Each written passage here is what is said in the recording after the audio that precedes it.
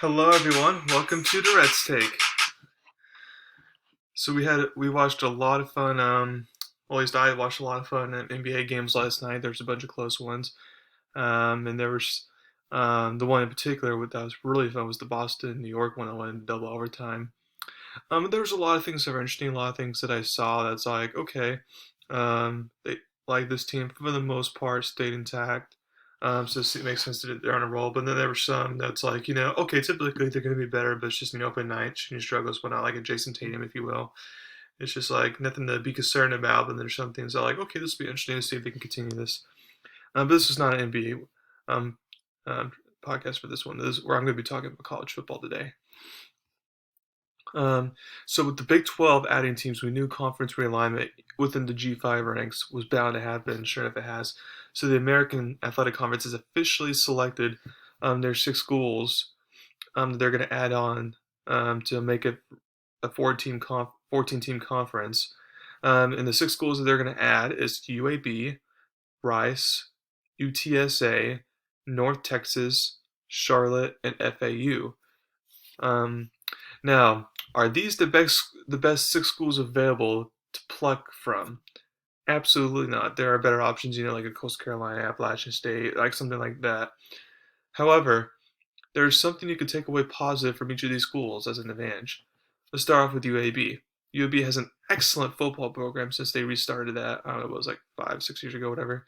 Um, and I think they can I think they can get on Memphis and SMU's level immediately when they join the conference, to be where they're going to be not only in the mix but a contender to win it, because they've been in contention or if not winning the Conference USA.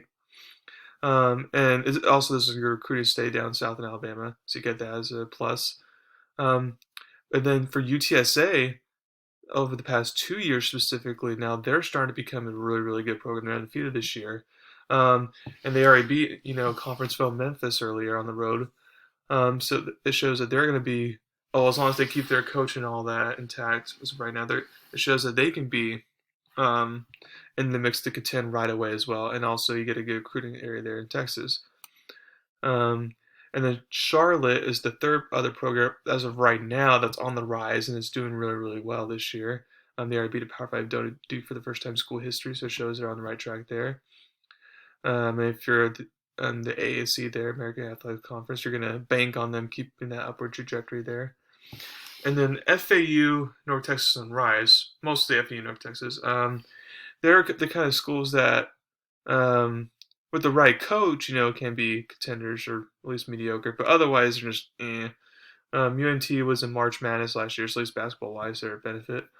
Um, but the main reason why all three of the schools are good right now is because they're all three are in hot recruiting beds, good recruiting areas. Um, so for Conference USA, with this move, you're going um, from 14 teams, now you're down to 8. And luckily, you've kept some programs that have been relevant for you in the past years, like a Marshall, Louisiana Tech, and a Western Kentucky. However, 8 members will not work. All the conferences have at least 10 members. So I would assume you have to find at least 2 members to join you. Um, if I'm Conference USA, um, deep down you know you won't be better than the American Athletic Conference or the Mount West Conference. And some days, if Coastal and App State continue their success, maybe not even the Sun Belt anymore. So you're just trying to avoid being the worst, FBS conference for football along with the MAC. So, um, the, so if you're a conference, you have to look long and hard on who to add here. And if I was the commissioner, I would love to steal Coastal, Louisiana, and App State from the Sun Belt. However, that might be the other way around. With the Sun Belt feels like no, like you would join, we're the better conference, and you would join us and dissolve your conference type of thing, which that could possibly happen. But if it doesn't happen though, then you're gonna have to go the independent route. And if I'm um, Conference USA, I would go after Liberty and Army very hard. Um, Now, Army may feel they're above Conference USA because Navy and Air Force would be in a better conference in that scenario. Um, so that, and now Liberty, with every success, maybe even though they haven't been FBS for long, they may already feel they're above that level. So maybe You have to convince UMass and New Mexico State, and I know UConn went left American to go independent, but maybe you can reconvince them to join a conference again. Um, Maybe you can do something like that, because I doubt you're going to be able to pluck, from anywhere else. But either that, or like I said, the Sun Belt, or even the MAC, kind of just take the remaining schools with what's left of them, and kind of dissolve that conference. Which honestly, you don't need five G5 conference; it could just be G4. Um, but anyways, now getting back to the main question at hand. With the moves the American Athletic Conference is making, will they be better than the Mountain West as far as the best overall Group of Five conference? And for some of you, may be wondering, why does this even all matter to begin with? Well, the reason why it matters is because if the playoffs expand to 12 teams, that means the G5. That means there's going to be a spot for a G5 team to automatically make the playoffs. So then it becomes a very important on you being the best G5 conference that your strength of schedule is better compared to other G5 conference champions. And then even before we expand to 12 teams, you still got the automatic New Year's Six spot for the best G5 conference champion. So that's why this still technically matters. But going back to my question, does the American Athletic Conference, the AAC, become better than Mountain West at this point with what they just did adding the six teams? My answer is no. The top heavy teams may even up. Overall, definitely belongs to the Mountain West as of right now, especially the Mountain West this year is the best. I know Cincinnati and SMU are ranked, but obviously Cincinnati won't be in the American Athletic Conference for long. But Mountain West's overall depth has been the best G5 conference this year. Like right now, they're on track to get 8 bowl eligible teams, and the new AAC look with Cincinnati, Houston, all that out would be just maybe 6 at best. And then if you look at other sports, yes, Memphis is really good at basketball. But then again, basketball would be better than Mountain West.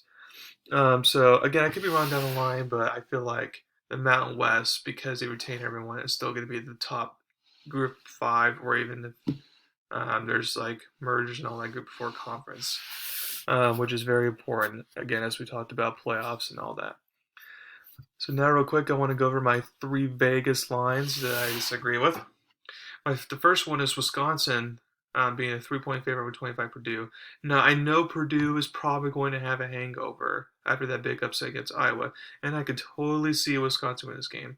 But, like I said when I was going over my top 10 games of the week, because Wisconsin's quarterback Sam Mertz has never been a ranked team before and underperforms against ranked teams, and especially this one being on the road at Purdue, I just feel like Purdue, while they'll struggle, Wisconsin may control the game. I feel like Purdue will hang on for the win here.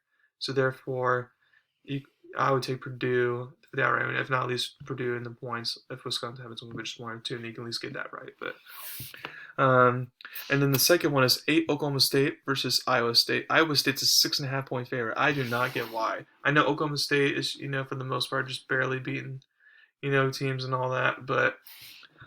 And I know this is at Iowa State, but Oklahoma State has the best defense in the Big 12.